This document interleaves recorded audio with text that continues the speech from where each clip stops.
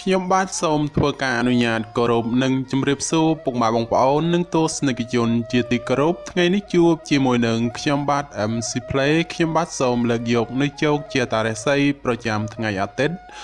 តើនៅក្នុងថ្ងៃនេះដួងរាសីរបស់ពុកម៉ែបងប្អូនប្រែប្រួលផ្លាស់ប្ដូរទៅជាយ៉ាងដូចម្តេចនោះ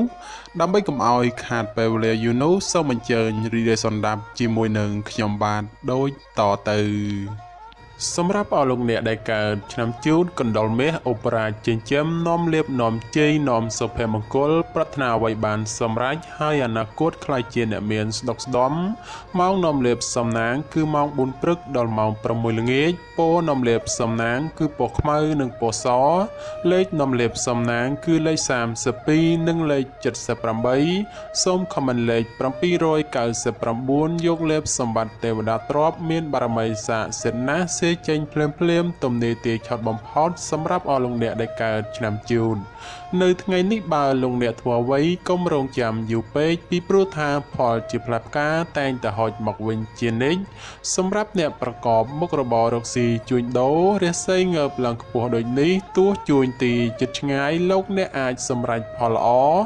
ចូលមកបានក្រាន់បំពេញបំពង់ផងដែរសម្រាប់ការធ្វើដំណើរទីចិត្តឆ្ងាយមានភាពសុខដុមទាំងពេលទៅនិងពេលត្រឡប់មកវិញរីឯបញ្ហាសម្ព័ន្ធស្នេហាកំឡោះក្រមុំមានការស្មុគស្មាញក្តីបើលោកអ្នកធ្វើការដោះស្រាយតែងតែជួបសេចក្តីសម្រេចជានិច្ច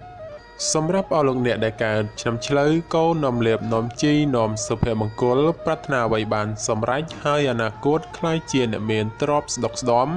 ម៉ោងនាំលៀបសំណាងគឺម៉ោង6ព្រឹកដល់ម៉ោង8យប់ពណ៌នាំលៀបសំណាងគឺពណ៌សនិងពណ៌ក្រហមលេខនាំលៀបសំណាងគឺលេខ21និងលេខ54សូមខមមិនលេខ555យកលៀបសម្បត្តិទេវតាទ្រព្យមានបារមីស័ក្តិសិទ្ធិណាស់ចេញភ្លាមទំនេរទាឆត់បំផុតនិងមានសំណាងល្អប្រទានសម្បត្តិមហាសិទ្ធិមានលៀបមានជ័យមានលុយចូលហោហៀចំពោះឆ្នាំឆ្លូវនៅថ្ងៃនេះយអូនរបស់អស់លោកអ្នកមិនគប់ប្រសាទេចូលមានការប្រយ័ត្នប្រយែងអារម្មណ៍មួម៉ៅក្តៅក្រហាយមិនដឹងមុខក្រោយនាំឲ្យកើតរឿងតូចคล้ายជារឿងធំណាមួយគេចោមរំស្អប់បង្កជាឥទ្ធិពលអាក្រក់រោគនឹកស្មានមិនដល់ក្រៅពីនេះបើមានការប្រកបកិច្ចការងារលោកអ្នកអាចជួបរឿងរ៉ាវចំនួនកើតឡើងដូច្នោះក៏បីមានការប្រុងប្រយ័ត្នប្រយែងបើមិនដូច្នោះទេចូលធ្វើគោធ្វើខ្លងខ្លះទៅប្រសើរសម្រាប់អ្នកប្រកបមុខរបររកស៊ីជួញដូរទីចិត្តឆ្ងាយលៀបតូចធំច្រើនបាល់ហួសឬកុហករំលងពេលនេះអាចឆោងចាប់បានខ្លះវិញហើយរីឯសេចក្តីស្នេហាប្រុសស្រីមានការច្រណែននិងមើលផ្លូវអាក្រក់ចំពោះគ្នាច្រើនសម្រាប់អស់លោកអ្នកដែលកើតឆ្នាំខាលខ្លាមន្ត្រីចិញ្ចឹមមានប្រាជ្ញាឆ្លាតវៃមានគំនិតភ្លឺថ្លាហើយអនាគតខ្លាជាអ្នកមានអំណាចនិងទ្រព្យស្ដុកស្ដំម៉ោងនាំលេបសំណាងគឺម៉ោង5ព្រឹកដល់ម៉ោង8យប់ពណ៌នាំលេបសំណាងគឺពណ៌សនិងពណ៌ស្វាយលេខនាំលេបសំណាងគឺលេខ59និងលេខ69សូមខមមិនលេខ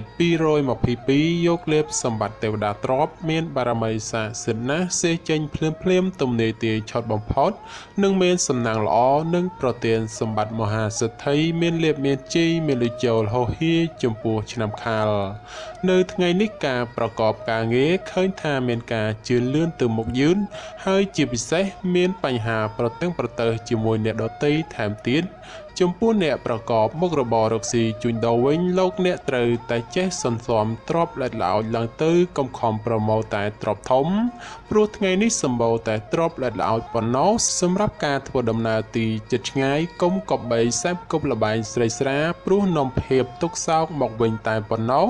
រីឯបញ្ហាគូក្រងប្តីប្រពន្ធឬគូស្នេហ៍កំឡោះក្រមុំមានដំណើរការថយក្រោយនិងប្រឆាំងគ្នាច្រើន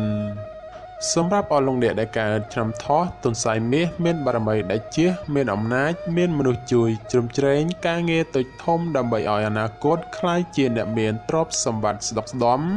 ម៉ោងនាំលេបសំណាងគឺម៉ោង5ព្រឹកដល់ម៉ោង9យប់ព ពណ៌នំលាបសំណាងគឺពណ៌ប្រផេះនិងពណ៌លឿងលេខនំលាបសំណាងគឺលេខ22និងលេខ43សូមខមមិនលេខ888យកលេបសម្បត្តិមហាសិទ្ធិមានបារមីស័ក្តិសិទ្ធិណាស់សេចេញភ្លាមទំនាយទាយឆត់បំផុតនិងមានសំណាងល្អនិងប្រទានសម្បត្តិមហាសិទ្ធិមានលៀបមានជ័យមានលុយចូលហោហៀចំពោះឆ្នាំថោះនៅថ្ងៃនេះការប្រកបការងារមានការជឿនលឿនទៅមុខច្រើនផ្នែកក្នុងនេះមិនថារឿងការងារប្រកាសឬរឿងផ្ទាល់ខ្លួននោះឡើយសម្រាប់អ្នកប្រកបមុខរបររកស៊ីជួញដូរវិញមានភាពរលូនល្អទៅមុខនិងការរកប្រាក់កម្រៃទៀតសោតក៏ក្រាន់បើជាងមុនផងសម្រាប់ការធ្វើដំណើរទីជិតឆ្ងាយមានភាពសុខដុមទាំងពេលទៅនិងពេលត្រឡប់មកវិញរីឯបញ្ហាស្នេហាកំឡោះក្រមុំឬមេម៉ាយពោះម៉ាយក្តីជួបរឿងការយល់ខុស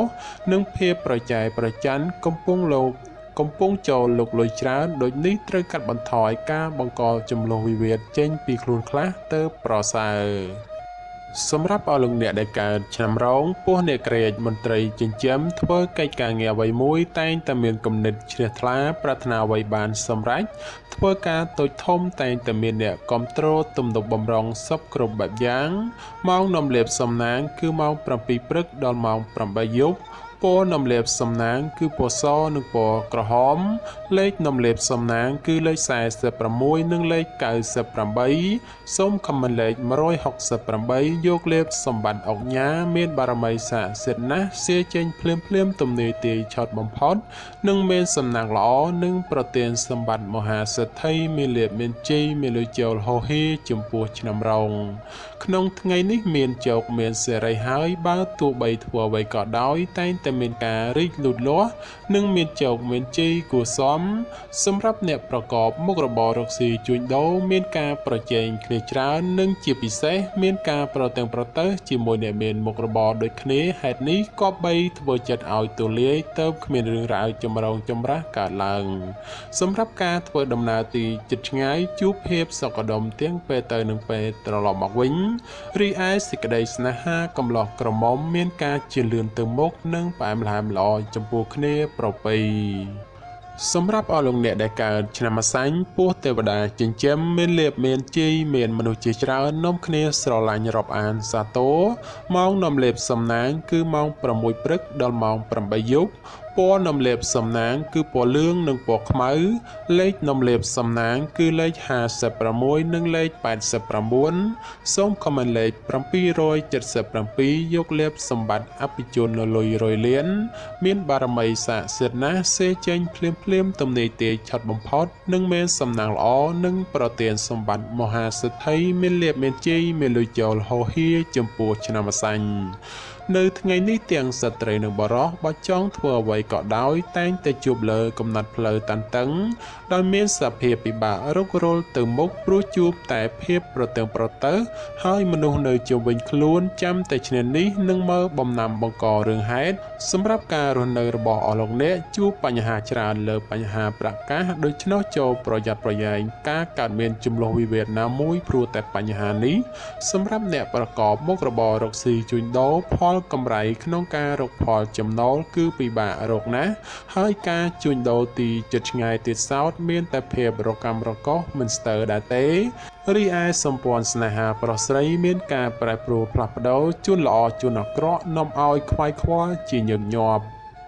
សម្រាប់អស់លោកអ្នកដែលកើតឆ្នាំមមីសេះមេតបចិញ្ចឹមនាំលៀបនាំជ័យនាំសុភមង្គលប្រាថ្នាអ្វីបានសម្រេចហើយអនាគតខ្លាយជាអ្នកមានទ្រព្យស្ដុកស្ដំម៉ោងនាំលៀបសំណាងគឺម៉ោង5ព្រឹកដល់ម៉ោង7យប់ពណ៌នំលាបសំណាងគឺពណ៌សនិងពណ៌ក្រហមលេខនំលាបសំណាងគឺលេខ38និងលេខ56សូមខមមិនលេខ666យកលេបសម្បត្តិទេវតាទ្រព្យមានបារមីស័ក្តិសិទ្ធិណាស់សេចេញភ្លាមទំនាយទាយឆត់បំផុតនិងមានសំណាងល្អនិងប្រទានសម្បត្តិមហាសិទ្ធិមានលៀបមានជ័យមានលុយចូលហោហៀចំពោះឆ្នាំមមី នៅថ្ងៃនេះផ្ដល់ផលល្អសម្រាប់ការសម្រេចចិត្តការងារឬបណ្ដាក់តនរកស៊ីក្នុងរឿងអ្វីមួយពីព្រោះថាផលជាផ្លែផ្កាតែងតែឆ្លើយតបមកវិញគួរជាទីគាប់ចិត្តបើជាអ្នកប្រកបមុខរបររកស៊ីជួញដូរមានការលក់ចេញទិញចូលក្រនរស់រវើកគួរសមហើយបើចង់ចរចារឿងទំនិញអ្វីមួយផងតែងតែអាចសម្រេចជានិច្ចរីឯសម្ព័ន្ធស្នេហាកំឡោះក្រមុំមានការរីកចម្រើនលូតលាស់ទៅមុខនិងបើចង់ផ្សំផ្គុំគ្រួសារផងជាឱកាសល្អប្រពៃបំផុត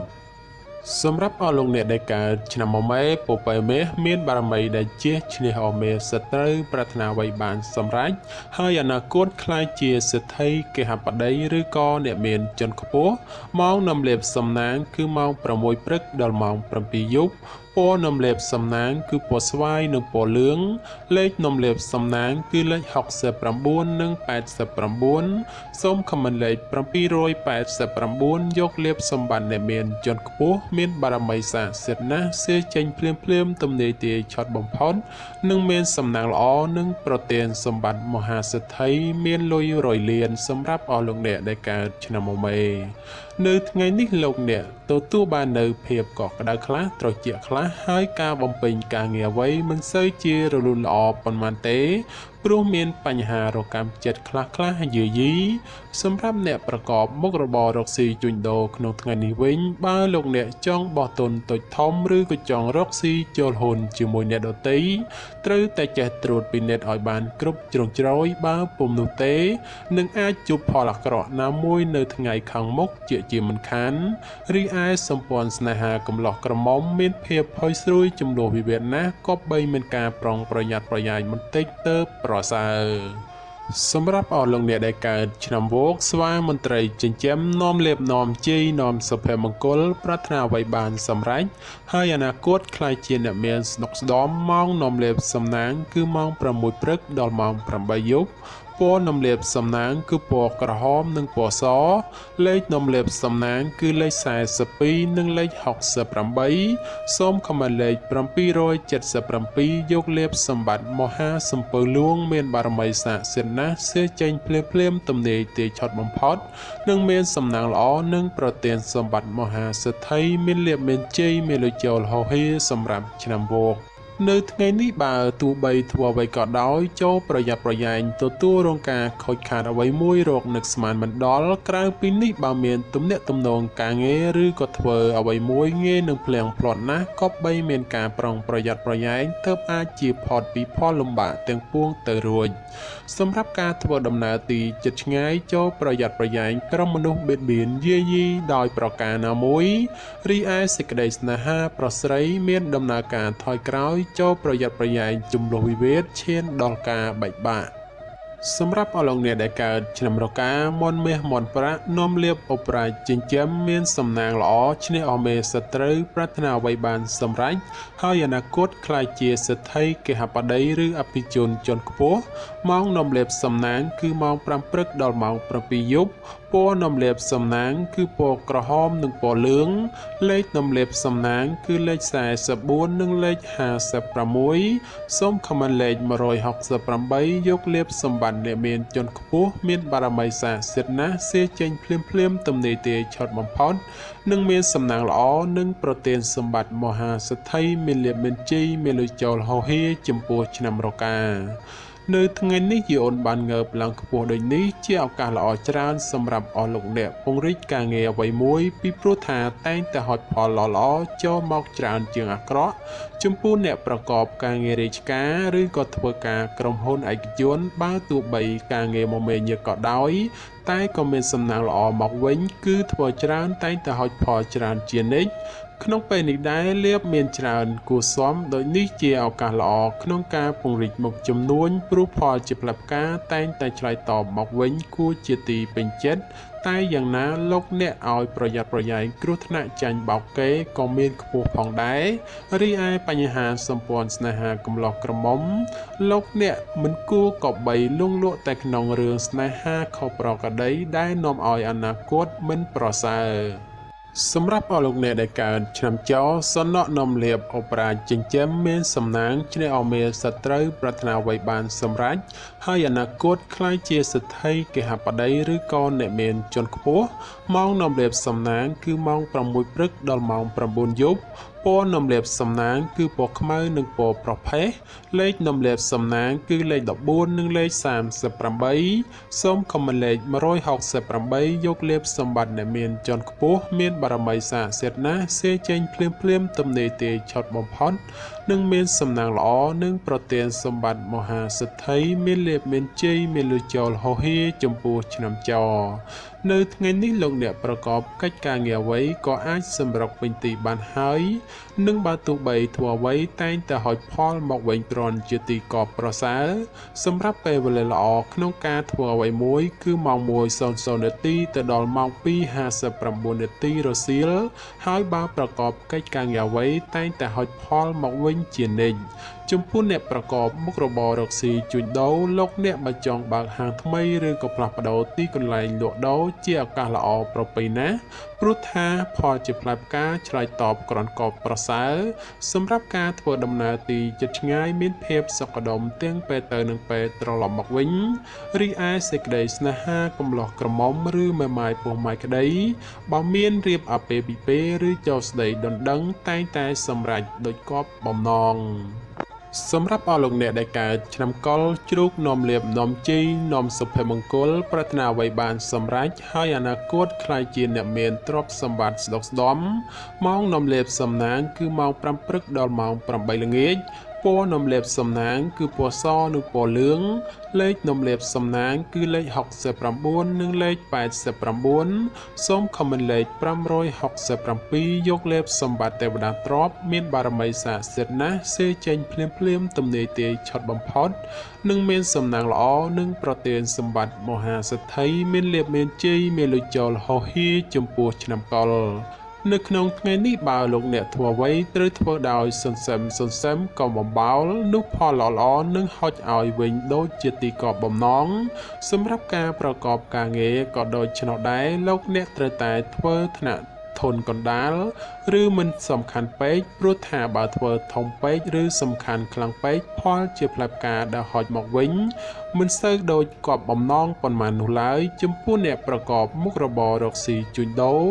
លោកអ្នកឲ្យប្រយ័ត្នប្រយែងជន់ខិលខូចតាមលួចបន្លំឬបង្ករឿងហេតុដោយប្រការណាមួយរីឯសេចក្តីស្នេហាប្រុសស្រីមានការខ្វាយខ្វល់ព្រោះតែការប្រឆាំងគ្នាមានច្រើនជាងសពមួយដងបាទចំពោះជោគជាតារាសីប្រចាំឆ្នាំទាំង12ខ្ញុំបាទក៏សូមបញ្ចប់ត្រឹមតែប៉ុណ្ណេះជាចុងក្រោយប្រសិនបើមានពាក្យលើសលួសខ្វះខាតត្រង់ប្រការណាមួយសូមពុកម៉ែបងប្អូនជួយអធ្យាស្រ័យដល់រូបខ្ញុំបាទផង